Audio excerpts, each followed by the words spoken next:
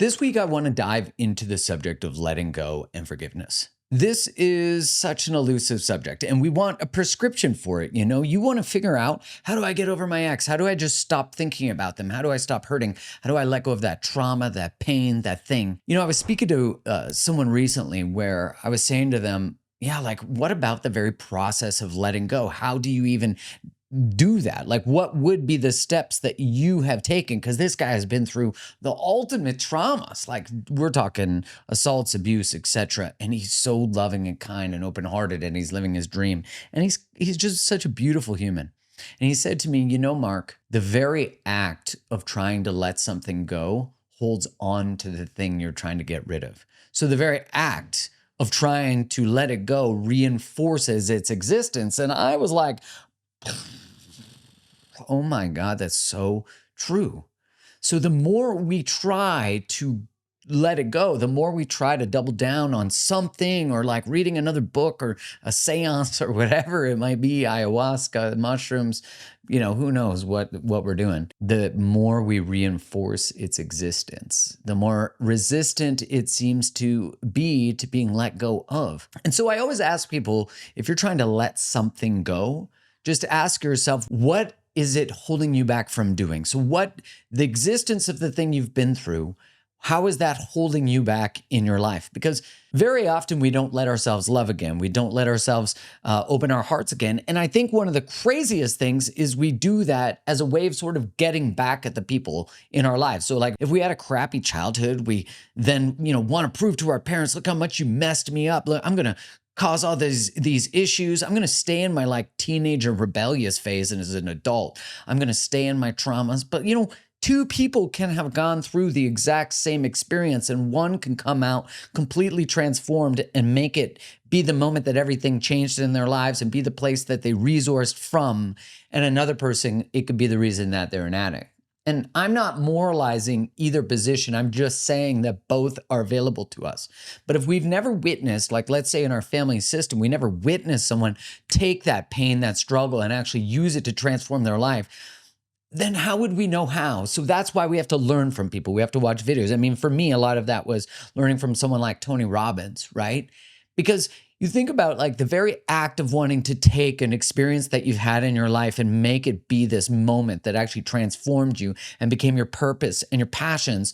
Then we're not like stuck in the wound of it, We're not like marinating in it and then telling everyone all about it. And Carolyn Mace has a great thing that she calls this, is called Woundology, that we just lead our lives with our wounds. So we're like, go right into talking about all the hardest parts of our lives on the first date.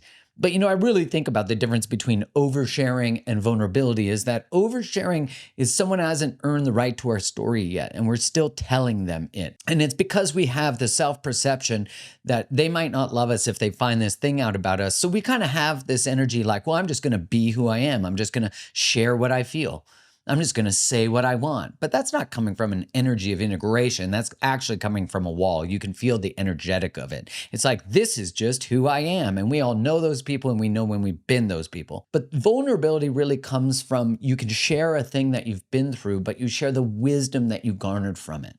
Right? So we can both talk about the experience of being cheated on, but one will talk about hating their ex and how they were such a piece of crap. And the other person will say, like, yeah, I was through some painful things. There were some infidelities. I really explored my role and how I contributed to that in the relationship, even though that betrayal is theirs. But I really needed to look for where the betrayal was mine before that. And here's what I learned. And here's what that made me value in relationship. Such a different energy. Because remember, whenever you're talking to someone on a date, you always have to remember that if they're talking crap about their ex, you could be their ex one day. So to me, that's always an orange/red flag. But let's get back to the subject of letting go. Because in order to show up in those moments on dates, you have to have found some sort of closure. There's this great quote that I love. I don't know who it's from, but it goes, sometimes closure arrives years later, long after you stop searching for it. You're just sitting there laughing this laugh that is unapologetically yours. As it trails off, the corners of your mouth hug your face, and it just hits you. I'm happy. It's just like that.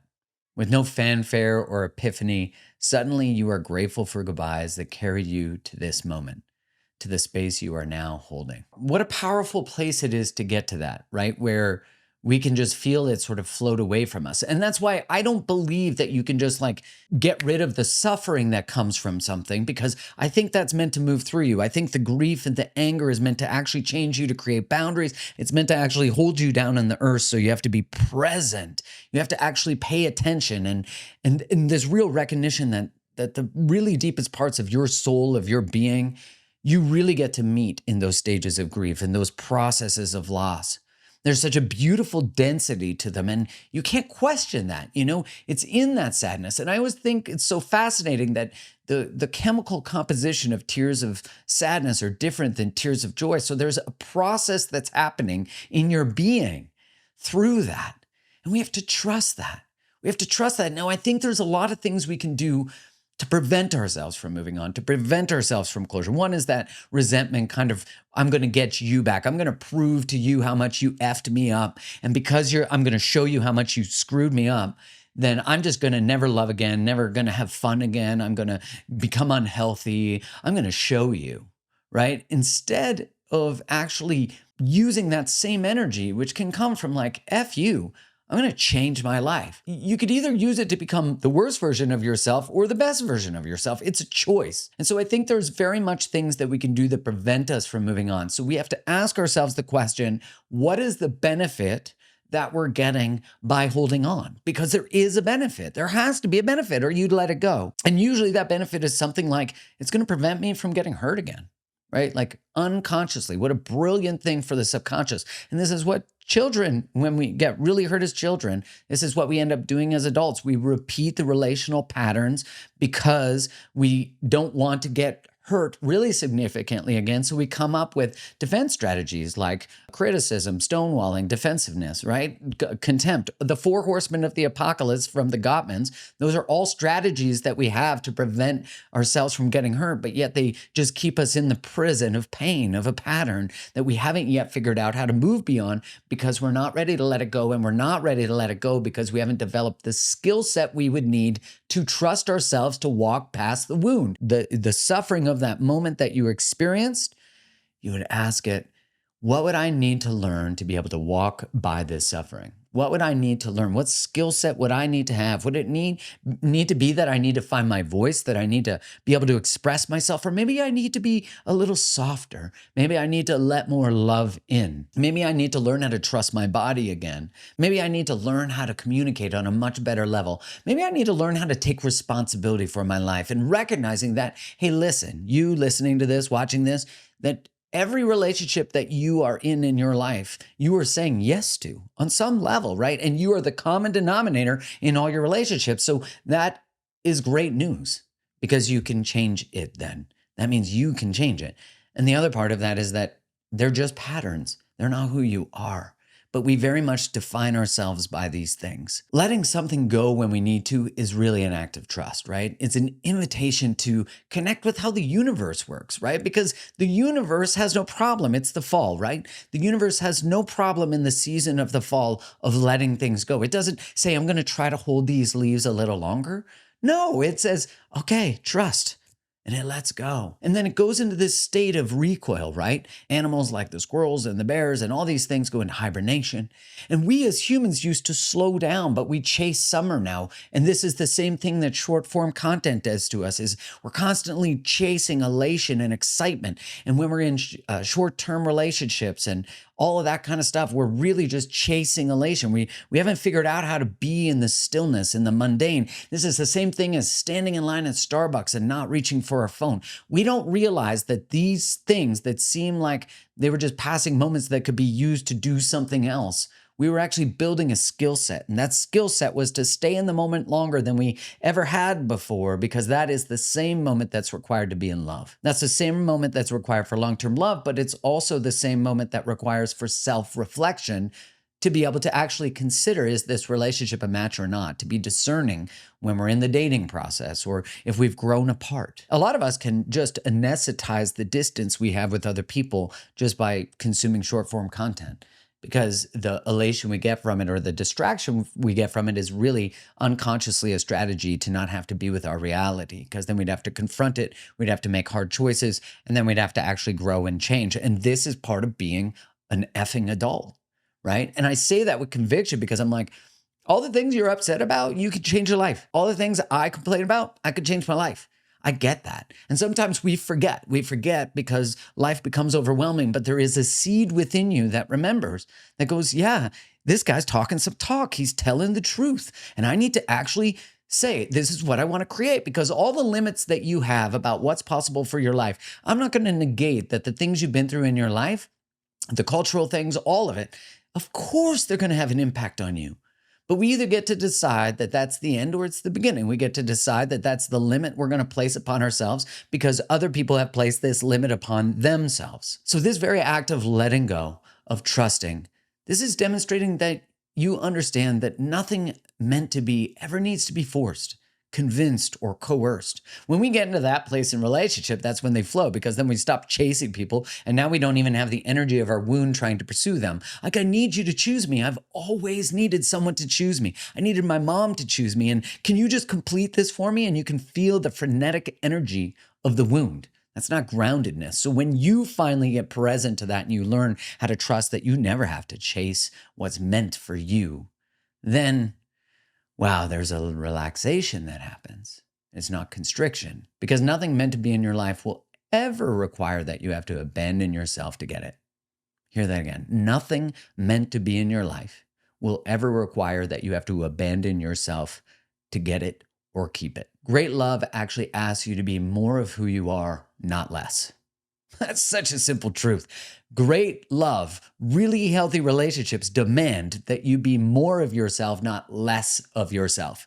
Love is truth, full stop. Really, truly love is about telling the truth. It's about actually saying, this is what is going on for me. I'm going to lay it at the table and let the chips fall where they may, because that's the same thing as the leaf falling from the tree and landing where it may and contributing to the cycles of life and the seasons. You cannot control life. And in a way, that's the greatest paradox, because when you stop trying to control it, you actually are in control. When you actually stop trying to change or coerce or control the things you cannot change, you now can put your life force towards expansion. Now, I want to close on a really beautiful quote, which is, I never knew how strong I was until I had to forgive someone who wasn't sorry and accept an apology I never received. I never knew how strong I was until I had to forgive someone who wasn't sorry and an apology I never received. Oh my gosh, that is the hardest work. I don't think you'll ever come closer to unconditional love than touching that experience, because you don't forgive someone for them, you forgive them for you. You don't wait for closure, you create closure. These are all things that are in your hands. As soon as you place them in the hands of others, you're losing. You decide your life. That's it, full stop. You decide your life. The quality of your relationships are determined based on you. The quality of the experience in your family, the culture of your community, right? These are all things we can impact. And that's why that very famous saying, be the change. Be the change. And this comes back to one of my favorite quotes from Ram Dass, that I hope I live with the integrity that the truths that live within me are the same as the truths that live outside of me. And whenever that is not true, I send a message of both love and fear. So what kind of message are you sending to yourself? What kind of message are you sending to others? I think the world needs not just a bridge to one another now more than ever, but it actually needs truth tellers, change makers. It needs you to actually be willing, based on last video I did was about authenticity versus belonging. You need to be able to burn bridges in order to be in really healthy relationships. That the reality of your experience leads to transformation, leads to repair, leads to everything. And so let you be a model of unconditional expression, but that coming from a loving place. Because of course, the structure of our words matter. How we do it matters. We can't just say, just go out there and, this is just who I am. No, there has to be care to how you share. And one of my favorite poems from Buddy Wakefield is called Crowbirds and Mockingbirds. And in it, he shares that forgiveness is letting go of all hope for a better past. Forgiveness is letting go of all hope for a better past. And it's for anyone who deserves safe travel through my mind. And when we provide that safe travel for someone through our minds can rest and they can be free and we can be free. I'd love to hear in your comments any tips you have about letting go, about forgiveness, and what's worked for you.